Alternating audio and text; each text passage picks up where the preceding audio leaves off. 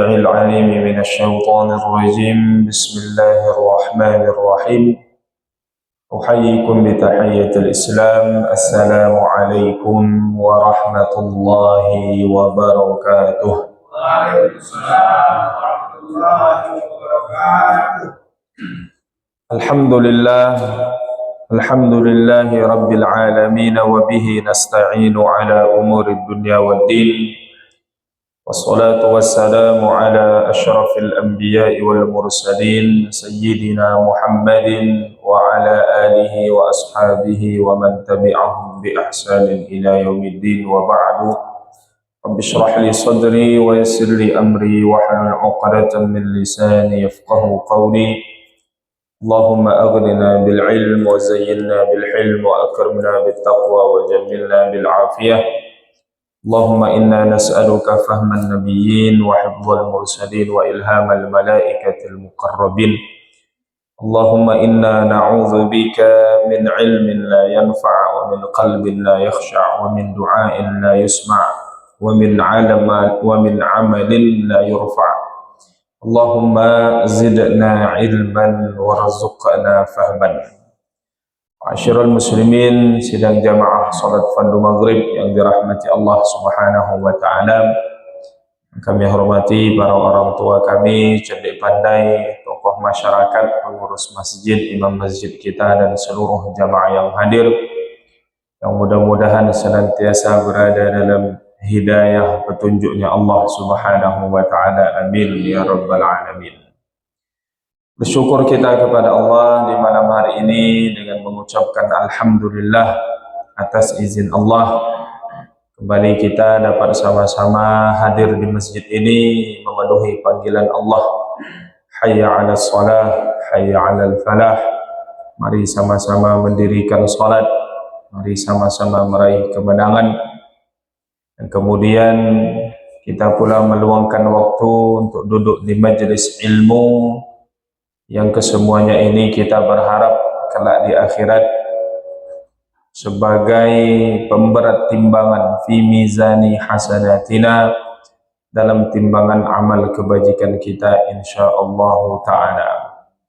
Bersolawat kepada baginda Rasulullah sallallahu alaihi wasallam. Allahumma salli ala sayyidina Muhammad wa ala ali sayyidina Muhammad. Mudah-mudahan berusaha kita mengamalkan ajaran syariat yang dibawa oleh Rasulullah, sebagaimana beliau nyatakan, man ahya sunnati faqad ahabbani, yang mengamalkan syariatku, menghidupkan sunnah-sunnahku, kata beliau, tanda dia mencintaiku. Wa man ahabbani fakana ma'i fil jannah, yang mencintaiku, kata beliau, kelak bersamaku di dalam syurga Allah Subhanahu wa ta'ala. Jadi alamatul hubb, tanda kita mencintai beliau adalah dengan mengamalkan ajaran syariat yang dibawa oleh beliau sallallahu alaihi wasallam. Jemaah yang muliakan Allah, kembali melanjutkan kajian kita yang sudah kita mulai di pertemuan sebelumnya di bulan yang lalu, di bulan September, Oktober. Nah, sekarang bulan November. Yang di bulan lalu kita bertemu di pekan ketiga, di hari Rabunya. Bulan ini di pekan pertama, artinya belum ada sebulan, ya. Kurang lebih 2 pekan yang lalu.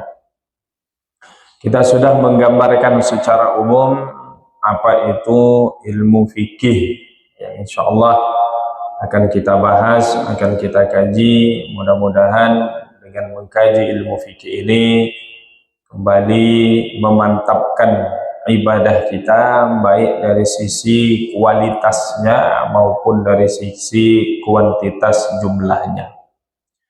Maka pembahasan kita malam hari ini mulai mengkaji mabadi'u ilmil fiqhi. Ini apa bahasa kita, ya, pendahuluan ataupun dasar-dasar daripada ilmu fikih itu. Apa poin-poin penting yang mesti kita ketahui dalam ilmu fikih ini?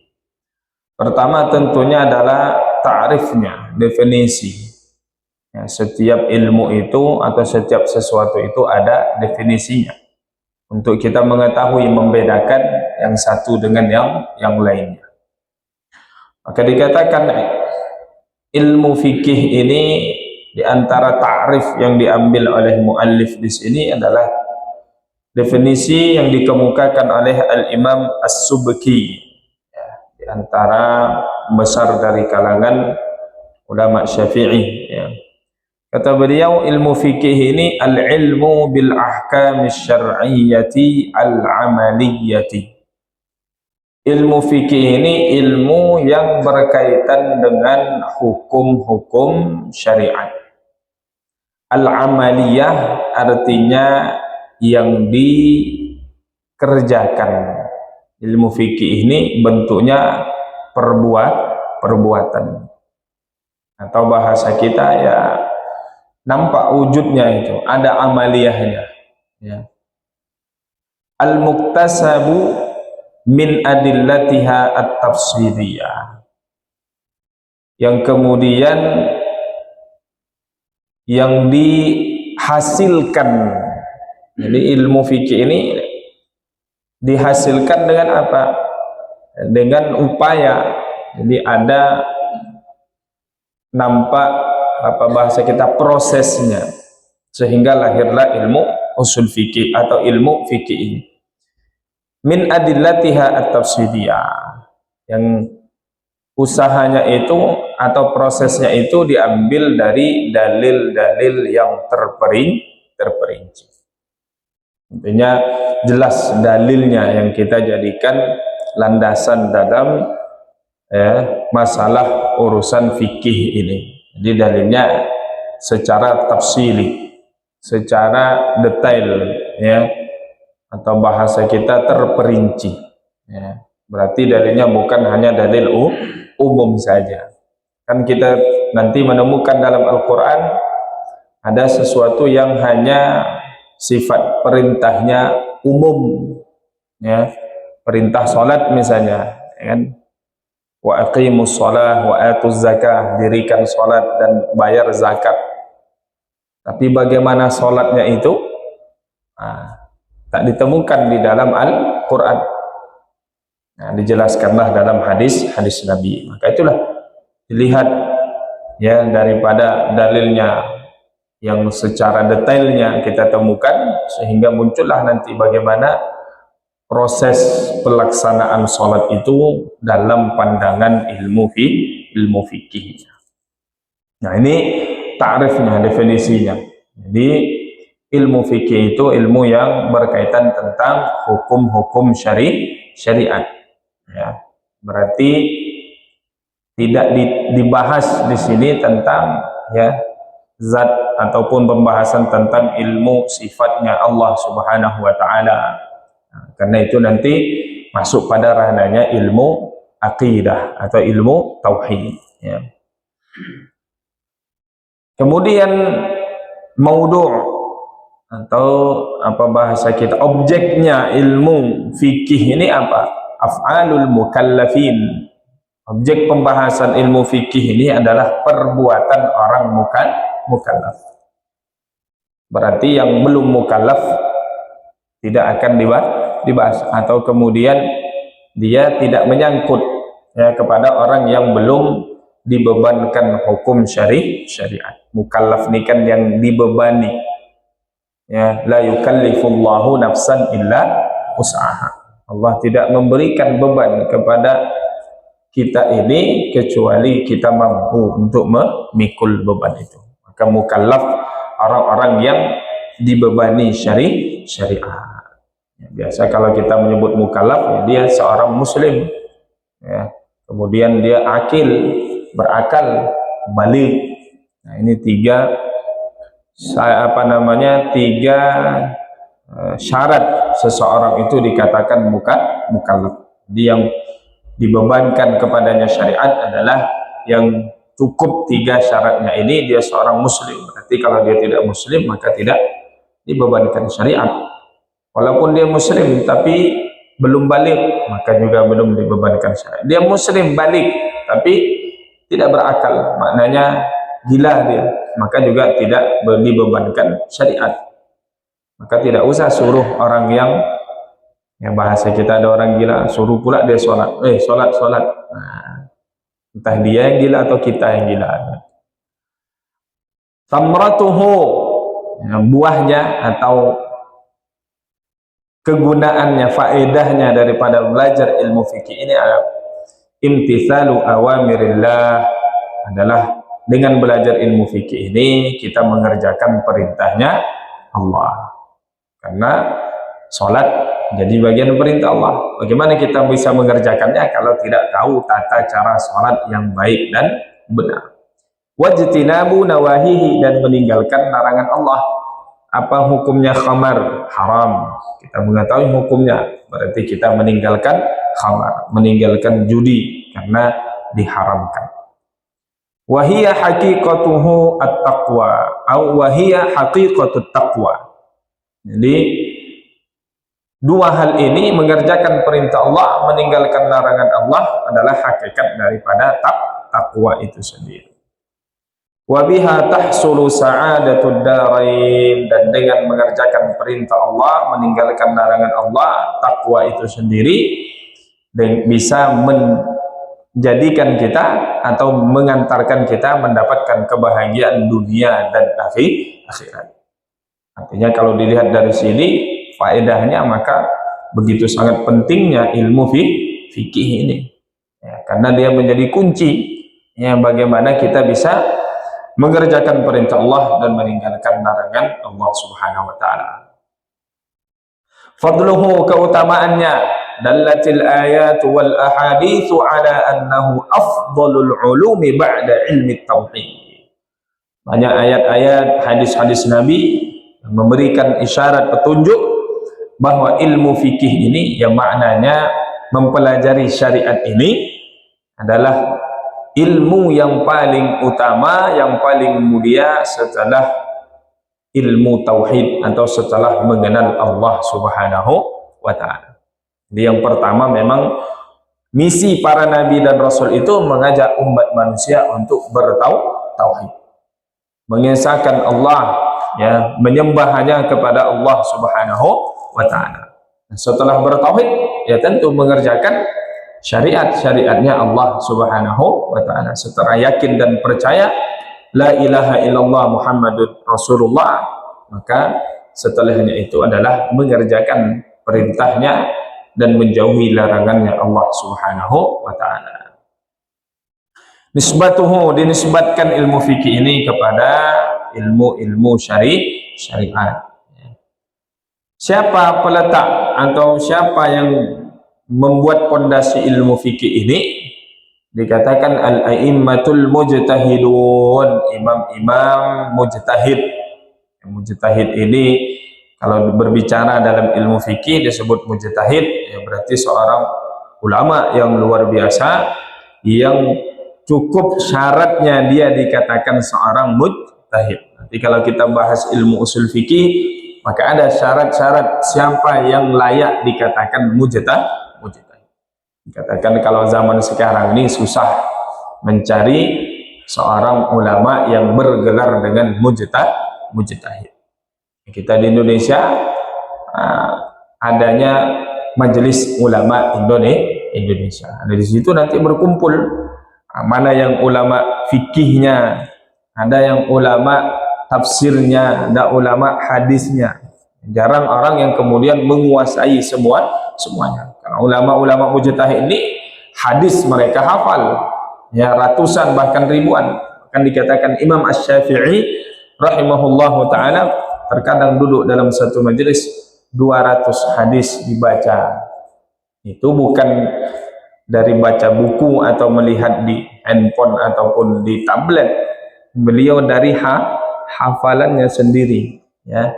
Ratusan hadis di dalam satu majelis dibaca, dan lengkap itu hadis beliau Imam Syafi'i dapatkan dari siapa. Nah, kita ngapal orangnya aja terbalik-balik, ya kan? Tertukar-tukar, entah mana siapa nih, Abdullah yang mana ini. Wa awwalu man allafa fihi imla'an huwa al-Imam Zaid bin Ali ibni Husain ibni Ali ibni Abi Thalib radhiyallahu anhum ajma'in. Dikatakan bahwa yang membuat pondasi pertama ilmu fikih ini adalah Al-Imam Zaid bin Ali ibni Al-Husain ibni Ali ibni Abi Thalib radhiyallahu anhum ajma'in. Artinya masih dari garis keturunan ya Sayyidina Ali, ya, menantu Rasulullah, atau masih kepada Ahlul Bait. Wa awwalu man allafa fihi tilmiduhu al-Imam al-Mujtahid Abu Hanifah an-Nu'man rahimahullahu taala. Dan dikatakan pertama kali yang mulai ya membukukan atau menulis ilmu fikih ini adalah murid beliau Imam Abu Hanifah an-Nu'man, pemilik mazhab Al-Hanafi. Ya. Keempat, beliau memang yang paling tua di antara empat imam mazhab, Imam Abu Hanifah, baru Imam Malik, baru Imam Asy-Syafi'i, baru Imam Ahmad bin Hanbal. Nah, ilmu ini dikatakan sebagai namanya ilmu al-fiqh, ilmu al-fiqhi, atau ilmu al-ahkam syar'iyyah. Ada juga nama lainnya ilmu ahkam syariah, hukum-hukum syariat, ilmu halal wal haram, kadang juga disebut sebagai ilmu halal wal haram, karena dengan ilmi mengetahui mana yang halal, mana yang haram. Au al-fiqhul asghar, atau disebut dengan ilmu fikih yang kecilnya. Au furu'uddin, atau ilmu yang membahas tentang cabang-cabang dalam agama. Istimdaduhu, dari mana sumbernya ilmu ini? Alkitab was sunnah wal ijma' wal qiyas. Di sumber hukum ini, ilmu fikih ini, syariat ini, dari empat yang disepakati oleh ulama: Alkitab makna Al-Quran, sunnah atau hadis Nabi, ijma' konsensus para ulama, wal qiyas, yang metode dinamakan qiyas. Jadi sumber syariat itu bukan hanya dua saja, bukan hanya Al-Quran hadis, Al-Quran hadis. Ya, kalau Al-Quran hadis saja akan banyak kita dapati di kehidupan kita sekarang ini, karena zaman ini terus berkembang, maka akan banyak sesuatu yang tidak kita temukan hukumnya dalam Al-Quran dan dalam hadis Nabi. Bagaimana kita menentukannya? Nah, maka nanti dilihat ijma', kemudian dilihat pula qiyas. Yang dikatakan banyak zaman sekarang ini, yang di metode istinbatnya adalah dengan metode qiyas ini. Dicari mana samaan illatnya, sebabnya. Nah, ini pembahasannya oleh ulama-ulama usul, ya. Hukmus syari'u fihi atau hukmus syari'i fihi. Maknanya bagaimana kita mempelajari ilmu fikih ini. Apa hukum kita belajar ilmu fikih? Dikatakan wajib aini, fardu aini. Wajib masing-masing dari kita belajar ilmu fikih. Bagian yang mana? Nah, dikatakan fil qadri alladhi tatawaqqafu alaihi sihhatul ibadah. Pada hal-hal yang itu, ya, dengan mengetahuinya itu sahlah ibadah kita. Ya. Bagaimana berarti wudunya? Ya. Bagaimana wudu yang benar sehingga sah nanti wudu kita, sah salat kita. Ketoharah, yang diberikan contoh sini seperti pembahasan tentang toharah, bersucinya, salatnya, puasanya, kemudian muamalahnya, jual beli, ya, sewa menyewa, kemudian akad-akad yang lainnya, dan kemudian nikah, mana nikah yang sah, mana nikah yang batil. Nah, ini hal-hal pokok, poin-poin penting. Kemudian disebutkan ada juga, ya, pada level fardu kifayah, ya, fi ma zada ala dzalika ila bulughi martabatil fatwa. Di nanti sampai hukum mempelajari ilmu fikih ini sampai pada taraf fardu kifayah bagi siapa? Ya, orang-orang yang kemudian nanti akan mengeluarkan fatwa, atau yang dia bisa diminta pendapatnya, pandangannya terhadap suatu hukum, sehingga muncullah fatwa. Harus ini, makanya hukumnya fardu kifayah, harus ada dalam masyarakat kita. Dan kemudian nanti ada hukumnya sunnah, dianjurkan fi ma zada ala martabatil fatwa, yang lebih daripada sampai pada hukum fatwa, artinya lebih ya mendalami lagi ilmu fikih ini, maka hukumnya hanya sifatnya sunnah. Masailuhu, ya permasalahan-permasalahannya di dalam ilmu fikih ini ya apa saja, tentu banyak permasalahan yang dikaji dalam ilmu fikih ini. Secara umum nanti akan dibagi fikih ibadah dengan fikih muamalah. Ya, fikih ibadah yaitu berkaitan dengan ibadah-ibadah, muamalah ini nanti pada transaksi ya. Itu tadi diantara contohnya ya, jual belinya, sewa menyewanya, kemudian apalagi hutang piutang ya, apa gadai begadai, nah, ada semua dalam fikih muamalah. At-taharatu syatrun lis-salati wa ghuslul wajhi fardun fil wudu'i, ya contoh disebutkan bagaimana taharah menjadi bagian syarat daripada sahnya salat, kemudian mencuci wajah bagian rukun pada wudu. Ini ya dasar-dasar ya ataupun pengetahuan umum tentang ilmu fikih itu sendiri. Kemudian al-ahkamus syar'iyyah. Nah, masuk pada pembahasan berikutnya ada hukum-hukum syariat ini. Ini juga menjadi poin penting. Maka disebutlah bahwa hukum syariat ini terbagi kepada dua. Yang qasimul hukm syar'i ila qismaini. Terbagi kepada dua pembagian. Ada namanya hukum syar'i taklifi. Ada hukum syar'i wad'i. Apa hukum syar'i taklifi dan wad'i ini? Hukum syar'i taklifi ini khitabullah ta'ala al-muta'allaq bi af'alil mukallafin. Perintah Allah yang berkaitan dengan perbuatannya orang-orang mukallaf. Maka hukum yang berkaitan dengan perbuatan mukallaf ini ya terbagi kepada lima. Artinya ketika kita melakukan sesuatu ini, apa hukum yang kita lakukan ini? Duduk misalnya di masjid seperti ini, apa hukumnya ini? Nah, maka tidak lepas dari al-ahkamul khamsah, hukum yang lima. Jadi apapun yang kita perbuat ini tak lepas dari yang lima ini, jangan ditambah-tambah. Nah, sekarang ini seolah-olah ada hukum tambahan, hukum bid'ah. Nah, padahal bid'ah itu bukan hukum. Bid'ah itu sesuatu yang baru, yang tidak ada di zaman Nabi, tidak ada di zaman sahabat, baru kemunculannya. Nah, maka bagaimana hukumnya yang sesuatu yang baru ini? Dilihat kepada lima tadi. Apakah hukumnya wajib? Karena ada sesuatu yang baru yang kemudian kalau dia tidak dikerjakan, nah nanti justru menimbulkan masalah. Apakah yang baru ini haram? Apakah yang baru ini mubah? Boleh saja. Apakah yang baru ini dianjurkan atau yang baru ini makruh? Jadi bid'ah itu bukan hukum. Bid'ah itu label kepada sesuatu yang baru. Nanti dilihat yang baru ini apakah ada landasannya dalam syariat, bertentangankah dengan syariat. Nah, itulah nanti yang jadi pembahasan para ulama kita.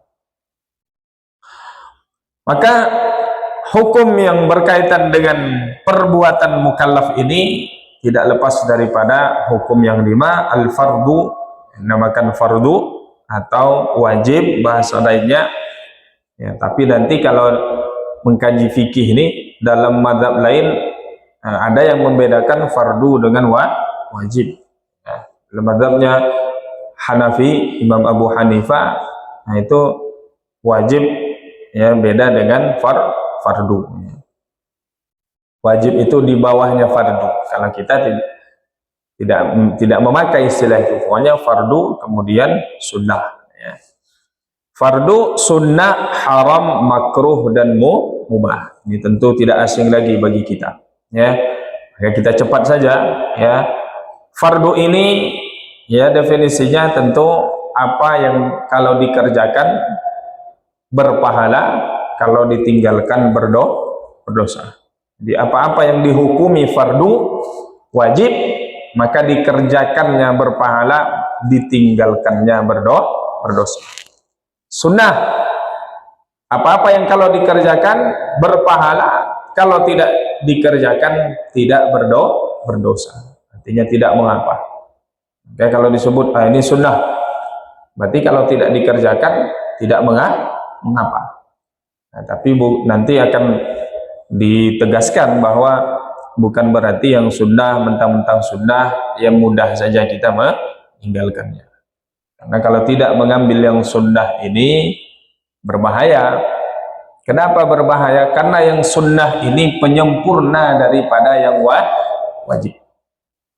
Contoh saja, ya, dalam wudhu, apa sunnah wudhu itu? Mentiga kalikan basuhan. Nah, yang wajibnya kan sekali saja. Nah, kita ambil yang wajib saja, sekali kita cuci wajah kita. Ternyata ada yang tidak sempurna. Tangan misalnya sekali, ternyata ada yang tidak basah. Maka dengan mengambil yang sunnah 2 kali, 3 kali, sehingga itu sebagai penyempurna kalau ada yang tidak sempurna pada yang rukun. Sama juga dengan sholat. Kalau sholatnya hanya yang wajib-wajib saja, bisa jadi ada yang tidak sempurna, atau ada sholat wajib yang bahkan pernah ditinggalkannya. Kalau dalam mazhab Syafi'i kan ditinggalkan harus diqadha. Nah, dengan sholat sunnah, dikatakan dalam suatu riwayat, nanti di akhirat Allah Subhanahu wa ta'ala menyuruh malaikatnya, lihat sholat hambaku ini, maknanya sholat wajibnya, apakah sempurna? Kalau tidak sempurna, tidak lengkap, ada yang kurang, maka Allah suruh malaikatnya lihat adakah sholat sunnahnya, sehingga dengan sholat sunnah itu menyempurnakan, menambah yang wajib. Begitu juga dengan puasa, lihat puasa Ramadannya ada yang kurang, ada puasa sunnahnya. Nah, makanya jangan mentang-mentang ya hukumnya sunnah kemudian kita mudah untuk meninggalkannya. Karena apa?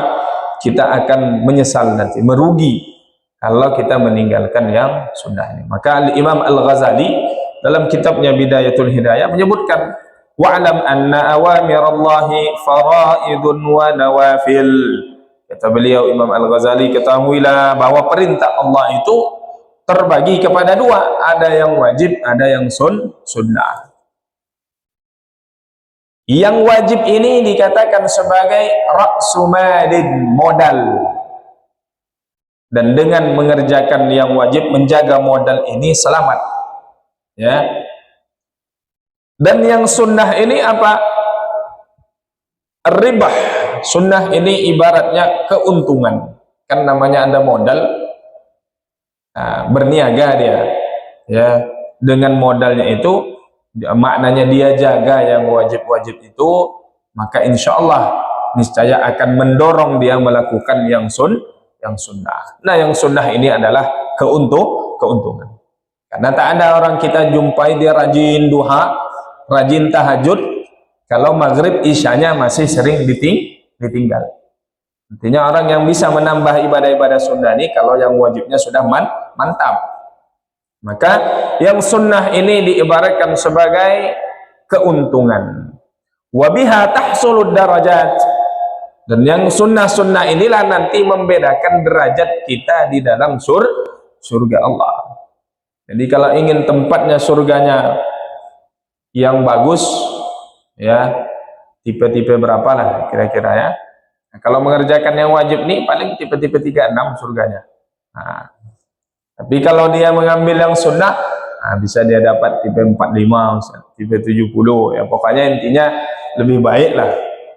Nah, karena tak mungkin sama orang yang hanya mengerjakan yang wajib dengan yang menambah yang sunnah. Bahkan dikatakan orang yang sudah masuk surga, di antara yang disesalinya nanti ada waktu yang dia lewati dia tidak berzikir kepada Allah Subhanahu wa ta'ala. Artinya yang kecil begitu saja menyesal dia, apalagi meninggalkan ibadah-ibadah yang lebih besar daripada hanya sekedar berzikir, atau bukan menyepelekan zikir. Maknanya kan zikir itu ringan ya, hanya dengan lisan kita, tak butuh kerja keras, tak butuh peras keringat ya, hanya dengan lisan.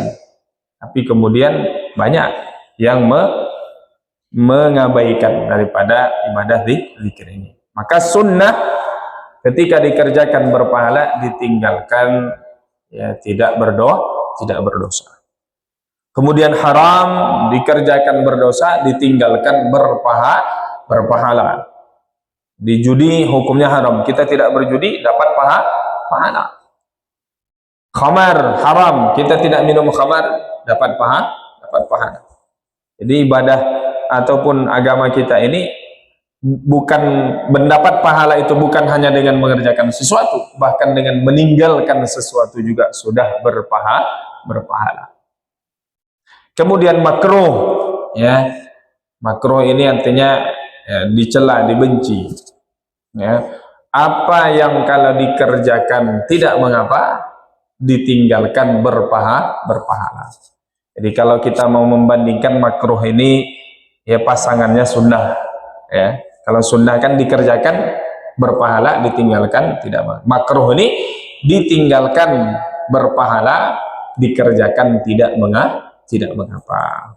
Hukum yang kelima adalah mubah. Mubah itu artinya dia tidak ada sangkut pautnya. Ya, dikerjakan tidak berpahala, ditinggalkan juga tidak berpahala. Atau dikerjakan tidak berpahala,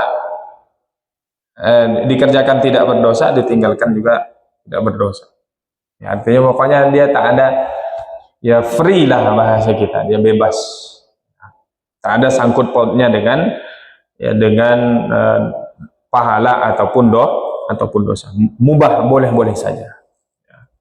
Tapi kalau dalam kaidah ya orang-orang tasawuf, ya, yang mubah-mubah ini selagi dia tidak berguna, tidak bermanfaat untuk akhirat kita, maka ditinggalkan.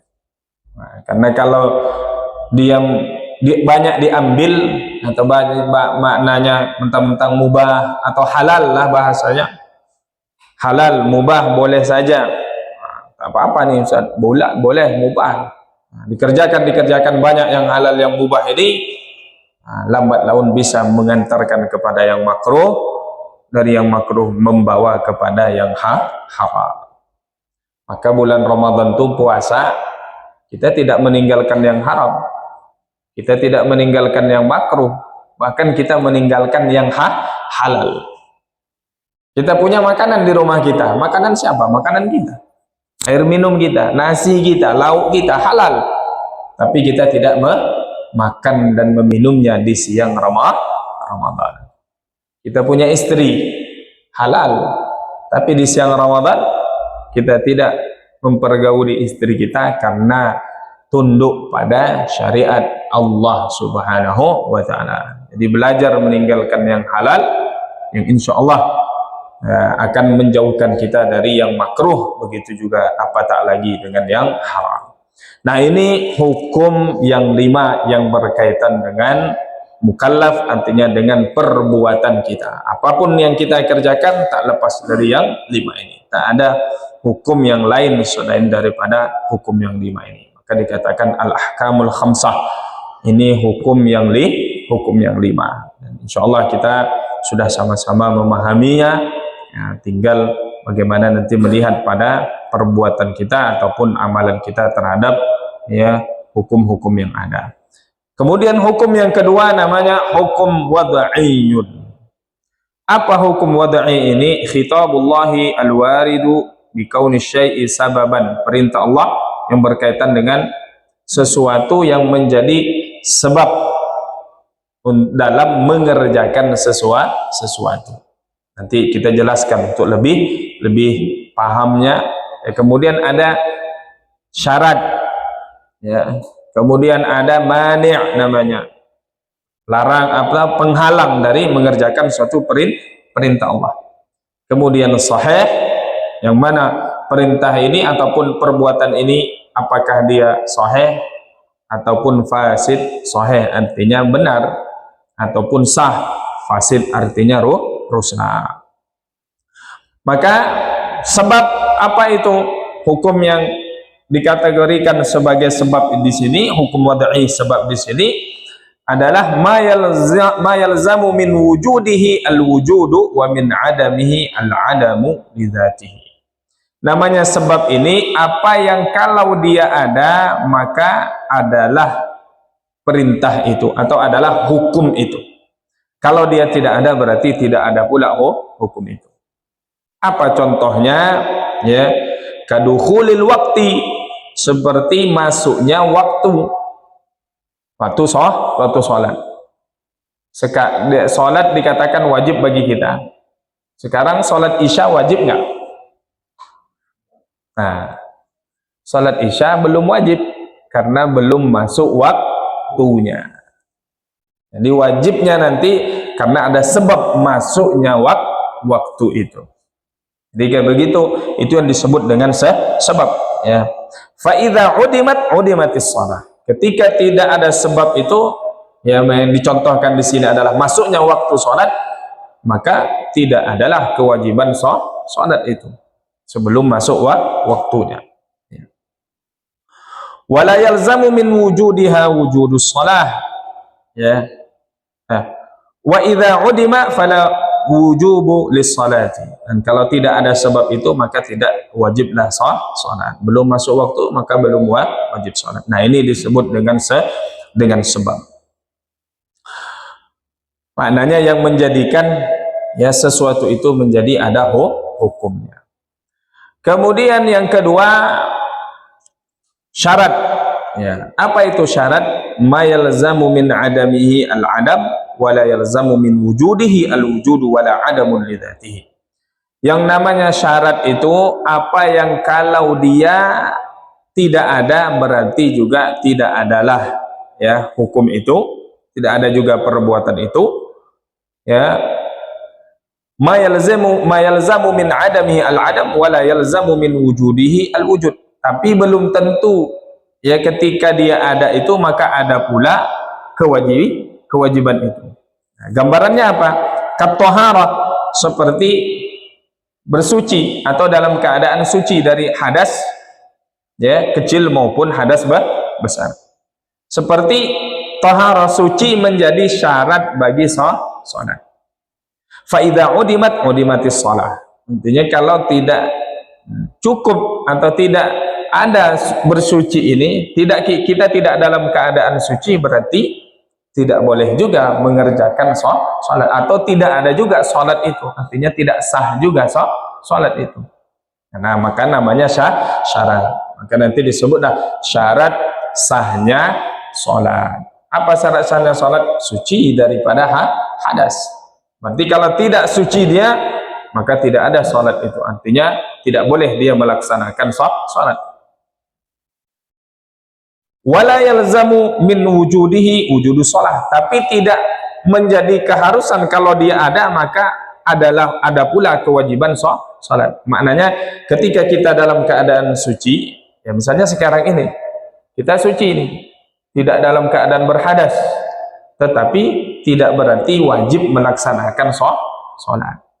Karena itu tadi tidak ada sebab. Nah, karena belum lagi kita wajib sholat, padahal kita dalam keadaan suci. Jadi sesuatu namanya syarat ini kalau dia tidak ada maka tidak ada pula amalan tersebut. Ya.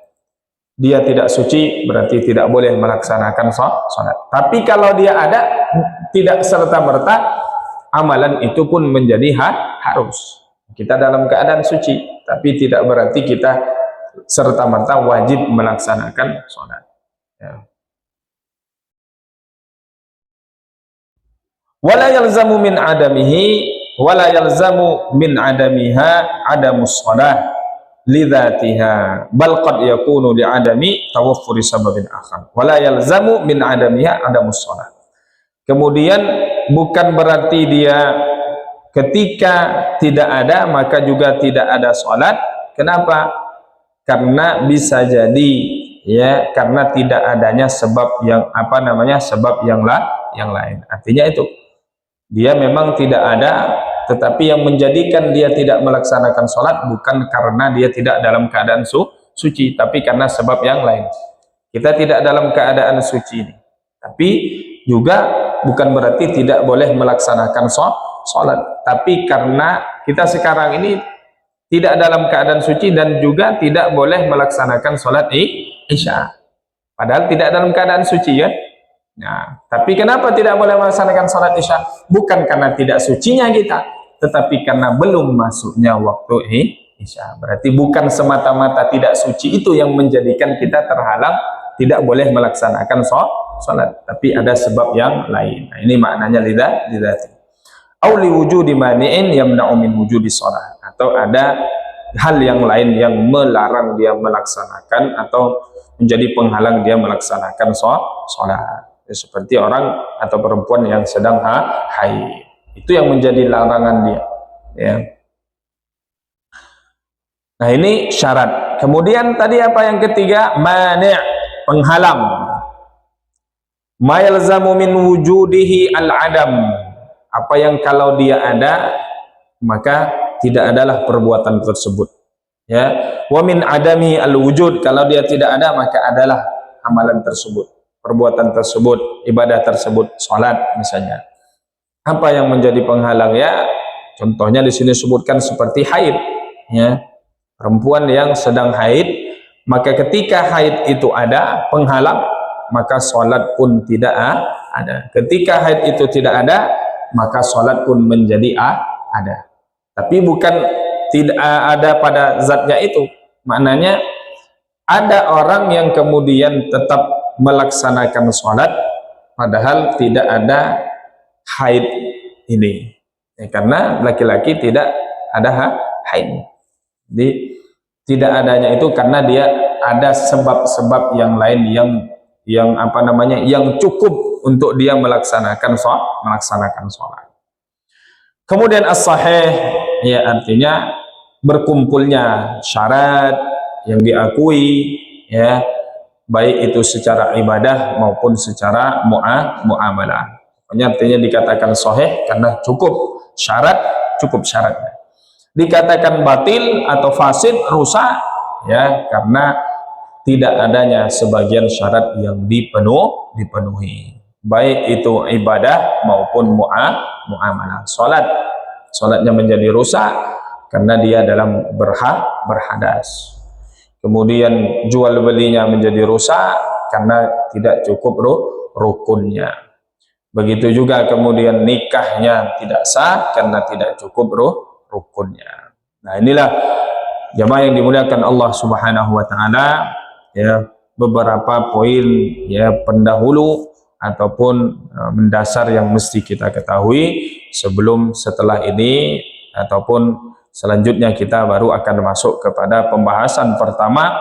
Dalam mana-mana kitab fikih pasti yang dibahas pertama pembahasan tentang toharo. Kitabut toharati, bersuci, karena ibadah-ibadah yang kita kerjakan ini bisa dikatakan mayoritasnya, kebanyakannya syaratnya adalah suci. Nah, toharo nanti ini, apa pembahasan toharo ini? Ya, tidak lepas daripada membahas tentang bersih daripada najis, kemudian, ya, dalam keadaan, ya, tidak berhadas, kecil maupun besar. Jadi itu dua pembahasan, ya, secara besar berkaitan dengan toharo. Nanti baru akan dijelaskan cabang-cabangnya. Bagaimana membersihkan najis? Mana saja yang disebut dengan najis? Hadas, apa itu hadas? Apa beda hadas dengan najis? Nah, dan seterusnya akan berlanjut, ya, kepada pembahasan-pembahasan yang lain masuk setelah biasa membahas tentang toharo ini, mulai daripada istinjanya, ya. Karena apa? Karena itu yang akan mengantarkan kita kepada sholat nantinya. Jadi untuk mendapatkan sholat yang khusyuk itu tidak hanya dimulai daripada kita mulai takbiratul ihram, tapi lihat, ya, mungkin ada bertanya, Ustaz, gimana ya cara mendapatkan sholat khusyuk? Bahkan ada dibuat pelatihan sholat khusyuk, ya. Yang dibahas adalah sholatnya, bagaimana kita memahami makna hakikat daripada setiap gerakan, bacaan, tapi tidak dibahasnya mengantar kepada sholat itu. Tohara itu sendiri menjadi apa namanya, berpengaruh penting kepada sholat kita. Karena kalau tidak baik toharanya, bagaimana dia mau mendapatkan sholat yang khusyuk?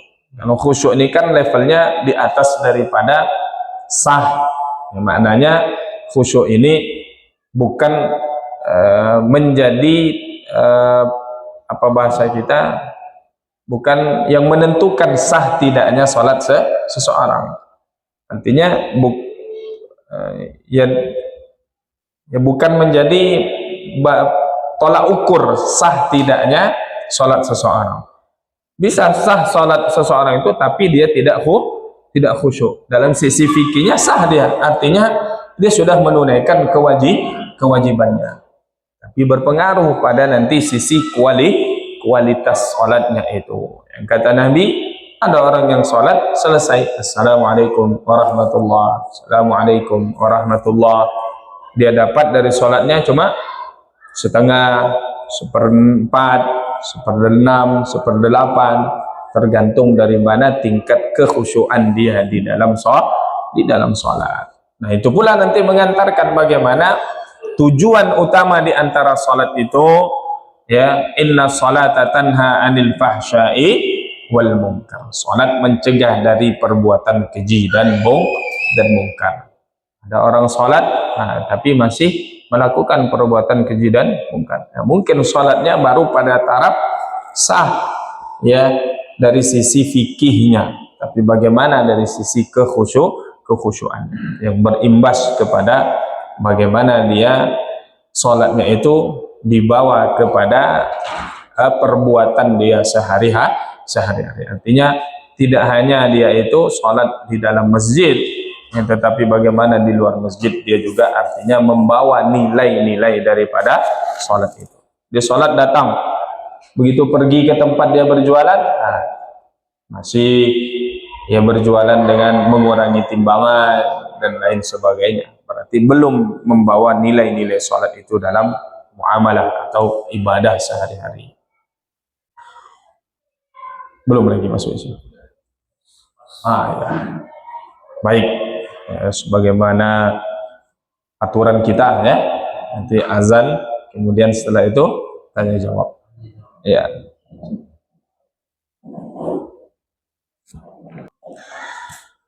Baik, kembali kita lanjutkan. Berapa menit? 6 menit kurang lebih sesi tanya jawab terkait apa yang kita bahas, atau permasalahan lain mungkin ada yang ingin ditanyakan, kami persilahkan.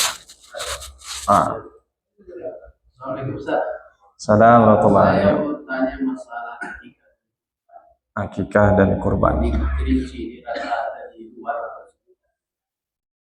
Ada sapi itu 1 ekor, kemudian 6 orang kurban akikah. Nah, itu bagaimana hukumnya itu? Baik, kalau dalam mazhab Imam Syafi'i, terutama kalau tidak salah dalam Majmu' Syarh Muhadzab Al-Imam An-Nawawi, tidak salah menyebutkan bahwa boleh, artinya digabung dalam satu sapi itu dengan niat yang berbeda. Artinya kan 7 tuh, ya, mau 3-nya akikah, 4-nya kurban, atau pokoknya bercampur di situ niatnya boleh, sah. Boleh.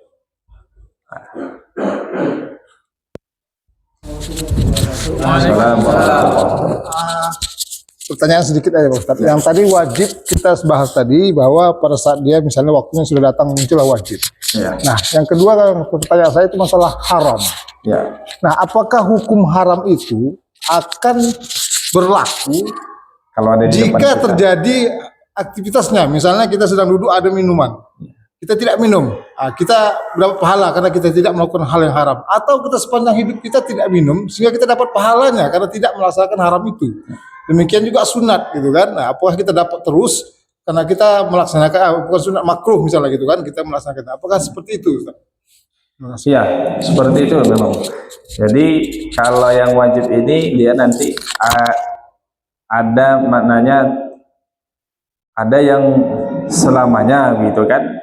Ada pula yang kemudian ketika ada berkaitan dengan ketika ada sebabnya atau yang kita sebutkan tadi, barulah kemudian dia menjadi, artinya Ya kayak bahasa kita lah, ya sholat ya memang wajib gitu. Cuman kapan wajibnya itu? Kalau sudah masuk waktunya gitu. Karena nanti berkaitan dengan hukum-hukum yang lain.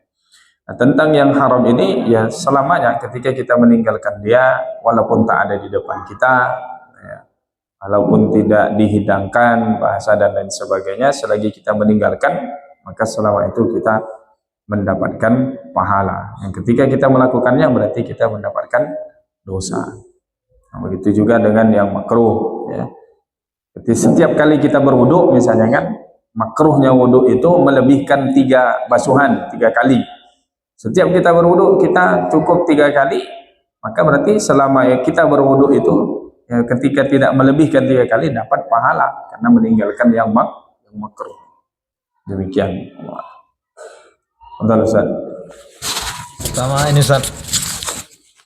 Tadi kan kita bicara definisi Ya. apa perbedaan antara usul fikih dengan fikih, itu yang satu. Kemudian yang kedua lompat lagi di rukun wudhu kita kan mengetahui adanya tertib, artinya mendahulukan yang dulu, mengakhirkan yang belakang di akhir. Itu untuk hal rukun. Bagaimana dengan yang sunnah? Kadangkala kita lupa basuh hidung, ya kan? Kita kumur-kumur mungkin langsung ke telinga atau seperti apa. Nah, lahirnya hukum rukun wudhu ini mungkin di mazhab Syafi'i ada 6, nggak tahu di mazhab lain. Boleh ceritakan juga Ustaz.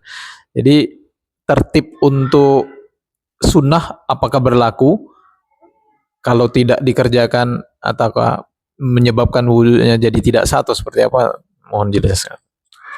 Baik. Fikih dan usul fikih. Jadi namanya usul fikih dia memang asal muasal, asas fondasi sehingga lahirnya fikih ini. Di bahasanya ramuannya, racikannya adalah pada usul fikih itu. Jadi induknya, maka ulama-ulama fikih ini termasuk Imam Syafi'i ini di antara dikatakan yang kemudian pertama-tama yang merumuskan usul fikih itu. Ada kitab beliau Ar-Risalah. Ya. Jadi kalau bahasa kita ya usul itu dalilnya ijmal, dia dalilnya adalah lebih umum. Kalau fikih ini memang dia lebih terperinci. Jadi itu sedikit yang membedakan usul fikih dengan fikih. Jadi bahasa kita ya fikih ini anaknya lah, ya, usul itu induknya. Karena lahir, maka tidak bahasa kita itu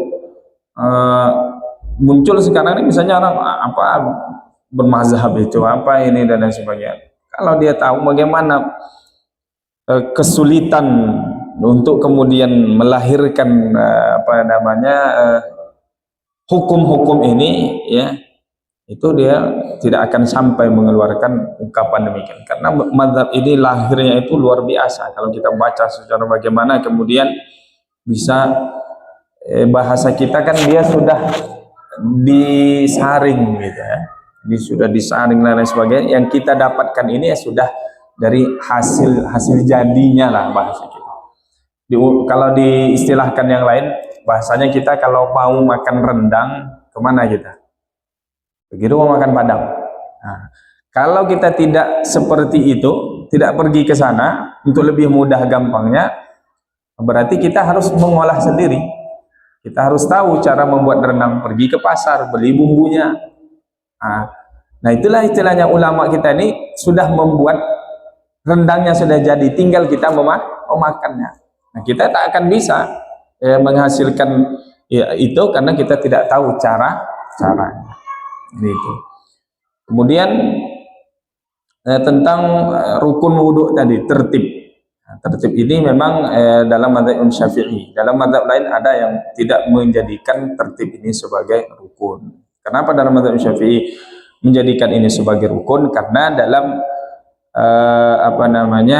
mengkiaskan, melihat kepada diantaranya ketika bersa'i. Sa'i itu dari mana? Safa ke Marwah. Disebutkan dalam Al-Quran, Inna safa wal marwata. Maka kata Nabi, ibda'u min haitsu bada Allah. Mulailah dari yang dimulai Allah. Artinya Allah memulai menyebut Safa dulu, berarti mulai dari bukit Safa. Begitu juga 4 rukun yang lainnya itu kan disebutkan dalam Al-Quran. Ya alladzina amanu idza qumtum ila sholati faghsilu wujuhakum wa aydiyakum ila marafiq wamsahu bi ru'usikum wa arjulakum. Begitu urutannya. Maka dikerjakanlah sesuai dengan urutannya. Itu dalam madzhab Syafi'i. Dalam madzhab lain tidak masalah, tidak berurutan. Ada yang menyebutnya demikian. Nah, kalau yang sunnah ini, ya, karena yang sunnah bagaimana? Ya, kalau yang wajib saja itu berurutan, berarti dalam madzhabnya kita juga yang sunnah ini juga hendaknya berurutan. Kalau meninggalkan yang sunnah, sah wudunya. Karena namanya rukun, yang 6 itu kalau sudah dikerjakan, tidak berkumur-kumur, tidak membersihkan hidung, tidak mencuci telinga, sah wudunya. Karena sudah cukup rukunnya, yang lain sunnah. Karena mungkin kita akan mendapati nanti air sedikit. Kalau diambil semua yang sunnah-sunnah ini tak cukup air ini, maka ambil yang rukunnya. Jadi seperti itu. Cukup ya? Nah, habis waktu pula. Demikian yang dapat kita sampaikan pada malam hari ini, mudah-mudahan bermanfaat ya. Insyaallah menambah ilmu kita dan kemudian mengokohkan kita dalam beribadah. Wallahu minkum ihdinas siratal mustaqim. Allahumma ja'alna minal ladzina yastami'una al-qawla fayattabi'una ahsana. Allahumma inna nas'aluka al-huda wat tuqa war ridha wal 'afafa wal ghina. Allahumma qad istawda'naka ma 'allamtana wa faddu ilayna inda hajatina ilayhi wa la tunsina ya rabbal alamin. Rabbana atina fid dunya hasanah wa fil akhirati hasanah wa qina adzabannar. Wa sallallahu ala sayyidina Muhammad wa ala alihi washabihi ajma'in. Walhamdulillahi rabbil alamin. Wassalamu alaikum warahmatullahi wabarakatuh. Waalaikumsalam warahmatullahi wabarakatuh.